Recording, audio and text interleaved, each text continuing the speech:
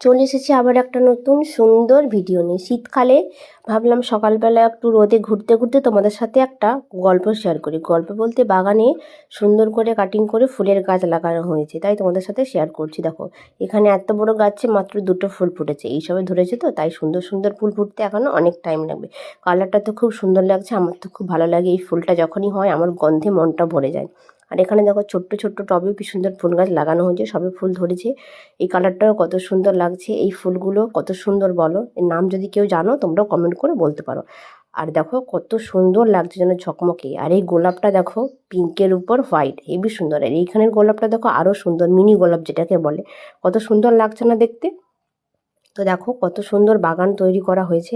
এখনও বাগানের বাকি কাজ কমপ্লিট হয়নি। যখন ফুল সব গাছে ফুটে যাবে তখন সুন্দর লাগবে আরও, যেন ভরপুর বাগান, তাই না? কত সুন্দর দেখো। তো ভালো লাগলে একটা লাইক কমেন্ট শেয়ার করে দিও। দেখা হচ্ছে পরের কোনো ছোট্ট ভিডিওতে। ততক্ষণ সময় ভালো থেকো, টাটা বাই।